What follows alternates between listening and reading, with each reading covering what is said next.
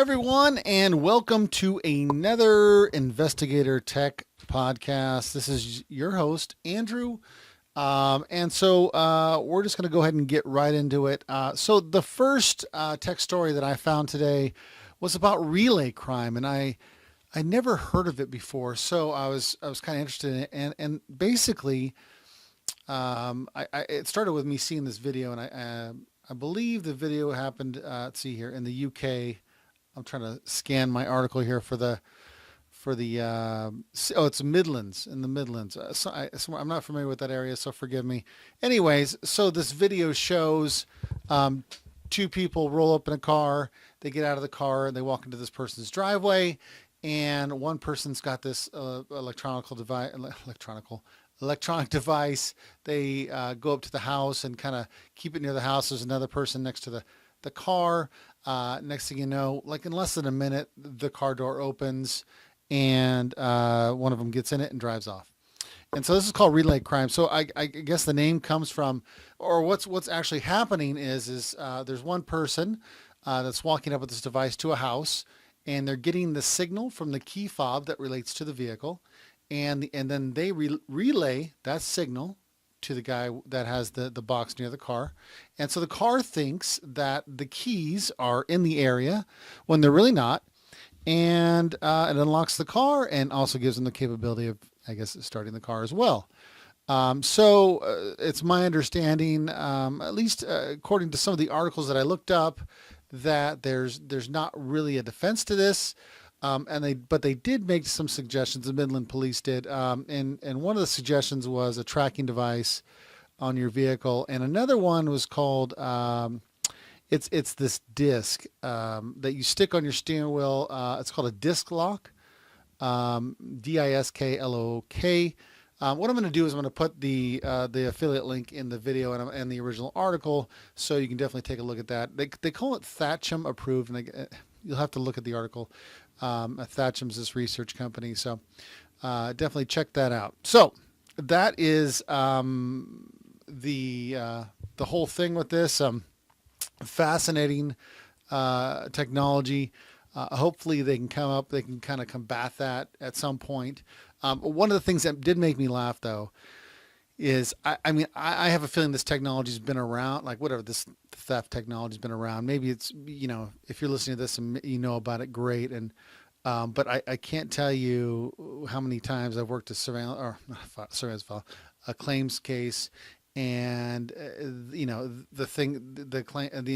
insurance company says, well, this had to be given, the person had to have a key to get this going, to get this car started. And I think this can maybe show that that you don't necessarily need a key, so that opens up a whole nother door for insurance investigations to be considered. Anyways, so all right, so before we go on to the next one, just want to let you know that this video only podcast is brought to you by PI Advice. One of the most important things that Investigator uses is templates. We use it for interviews. We use it for report writing. We use it for, asking questions to remind ourselves of things to do or the things to ask. It's kind of like a dummy sheet sometimes when we even like question templates that we use, just to make sure that we're hitting all the things we're supposed to hit. Of course, we dig deeper into different areas, but anyways. But one of the things with templates also is for surveillance. Surveillance templates are very important, and that's included in this Investigator bundle that I created. We've got the intake sheet that makes sure that you get the proper information from your client, and not only from your client, but about the case as well. We've also got the retainer agreement to make sure that your client knows what they're supposed to be doing. What indicates what you're supposed to be doing, and it sets up some rules and boundaries and guidelines. So that's always important. And finally, my favorite one is the surveillance template. I've been doing surveillance for a very long time, and every investigator uses a template for surveillance. Once you have one, you don't really need another one. But basically it just sets out different sections. It formats, it puts it in a specific format, and you just kind of fill in the blank. That's one of the most, that's my favorite part of this investigator bundle personally, because I know that this is something that you will use all the time if you plan on doing surveillance investigations. And so I added a surveillance template to that. So not template rather, but an example report. So you have an idea of what a report's going to look like. And in addition to that, of course, I put the video in there. You probably heard that before, and that just kind of walks you through each section. And you can hear me tell you what those things are and make sure you know how to put photos in there and all that kind of stuff. All that stuff's in a Word document. So anyways, that's my spiel. I'll put a link to that investigator bundle and all the products individually in the video notes below. And if you don't want to go there, you can always go to piadvice.net, and there should be a link to those as well. All right, moving on. So I did do our next topic here is a review that I did real quick. I'm not going to get deep into it. You can definitely go check it out. It's for the AR-100 or AR-100 Covert audio recorder. That's made by Lawmate. The owner of Private Investigator magazine asked me to do some reviews for them, so I've been doing reviews and writing those articles in Private Investigator magazine.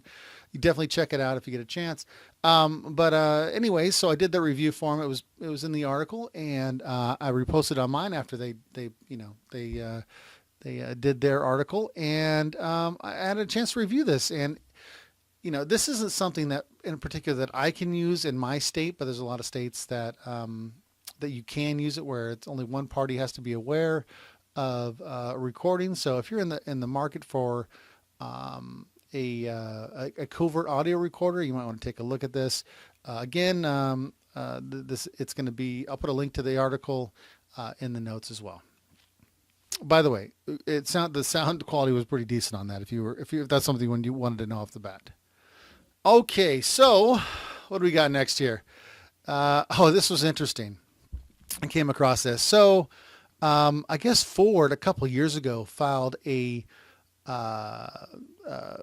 patent for autonomous police vehicles, which is kind of neat. And so it just was published, I guess, January 18th, 2018. There was only a couple people that reported on it, but basically they're way ahead of the game. When it comes to autonomous vehicles, there's a lot of companies really pursuing that technology and trying to master it, and so it's kind of a race to see who can get it done first.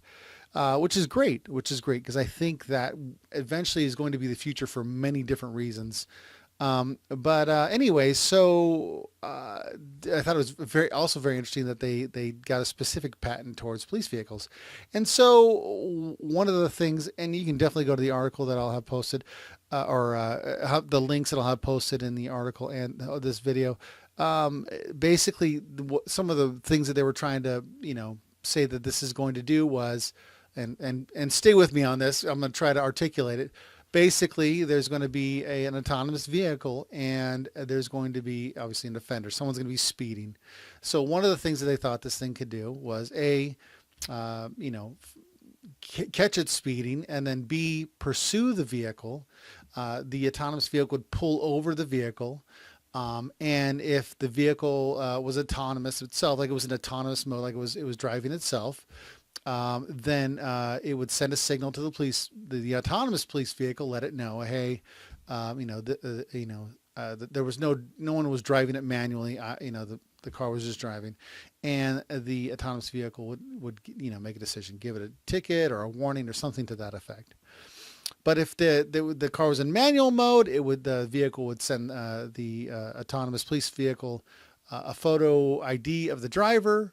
And again, there would be a decision, by the autonomous vehicle, a warning or a ticket. So, anyways, I know this is all. I mean, I would really take a look at the patent filing. I'll have links to that as well in the article itself, and hopefully maybe in the video as well. It's just pretty cool. It's not that big of I think it was like, I don't know, maybe 10 pages or something in the patent to take a look at, and it's very detailed of what different things they planned maybe to have happen. So check that out. Anyways, real quick, what I thought was, so when I saw autonomous police vehicles, so just to talk about PI stuff a little bit, when I saw that, it kind of made me think in advance. Okay, so how is autonomous vehicles going to? And I haven't taken. I mean, I haven't read anything about it, but I just kind of this is my brief thought on it. How is that going to affect PIs in the future? Like, I don't know how long this is going to be before maybe this is incredibly mainstream and everybody just has an autonomous vehicle where they can all it just drives itself.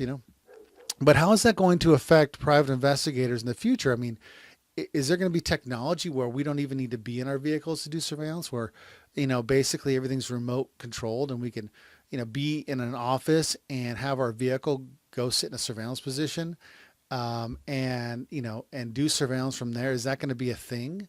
Maybe people are going to outfit their cars with video equipment and can remotely control that from your office. Is that how it's going to be in the future if everybody's driving these types of cars? So I don't know. I mean, just something to think about. I think this technology is coming faster than most people think. But anyways, okay, so that's that. I would love to hear your thoughts on this in the video. Let me know what you think about it. And if you have something to add or any information, definitely add that in the comments. Okay, so another thing I found, let me just back up real quick. It was about 4 years ago where I was doing, something very similar to this Tech Tuesday, and I had come across a 120 gigabyte SD card, which at the time was ginormous. It was only 4 years ago, though, right? So 128 gigabytes at 4 years ago, not bad, right? And so I thought that was, well, oh my gosh, can you believe that? How much space is that to have on your video camera or whatever? And so now I just saw it was reported by, I think it was Mashable. Mashable says they found a company named, oh boy, Integral, excuse me. Integral will be selling a 512 gigabyte micro SD. So it's not even just a SD, it's even smaller. And so I think the purpose of them I think it was going to be created anyways, but it's kind of like hey, could you imagine having this in your tablet or your cell phone? Do you know how much photos you can keep? How much video? How much, maybe you're storing movies on there, how many apps can you have? So I think that's the way they were thinking about it. I was thinking about it obviously from an investigator point of view. Could you imagine sticking one of those things in any kind of spy device? If as long as the battery could go, you could, at the highest quality for, 4K quality, something to that effect. How awesome would that be? So anyways, very cool. So I did go to Amazon. I wanted to know if Integral was the only one selling these things. I did find a couple of micro SD cards that were 512 gigabytes. Unfortunately, I didn't know the company names. I mean, I saw them on there, but I just didn't. They weren't well known. So I'm not going to go ahead and share those. You can definitely go to Amazon yourself and find those, or wait for Integral to start selling them on Amazon or something like that, or go to their website. I'll have the links in there. But they did have 512 gigabyte SD cards, the standard ones you would stick in your video cameras.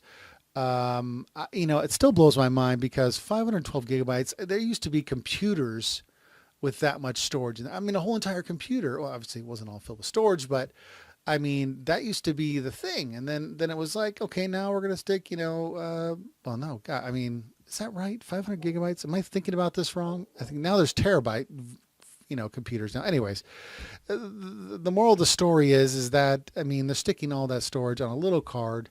I mean, heck, I got external, storage devices that are, 10 times as big for 1 terabyte, which I think is the next level after 512 gigabytes, right? Anyways, I think that's right. I could be totally wrong on that. Anyways, so take a look at that. I put a link to the 512 gigabyte SD card in there for you to take a look at. The final one I want to share with you is just a fun thing. It's something that a friend of mine showed me, whatever, it was like in December, that he was using on his iPhone. It's called HQ Trivia. You probably already heard of it. There's 1 million people playing twice a day. Basically, it's a live trivia game and you can win some money.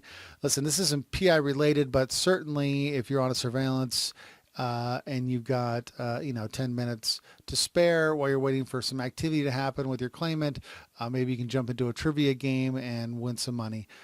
Anyways, I'll put the link to that in there. Apple has it, and so does Android. And so that's the video podcast today, guys. I hope you got something from this kind of summary of technology that's been happening recently in the news. As always, if you know of some technology that's happening that you think that the audience might be interested in, definitely let me know in the comments, and I'll definitely check it out. Maybe it'll make it on a future video or article. I thank you for your time, guys, and I'll see you guys next week. Bye bye.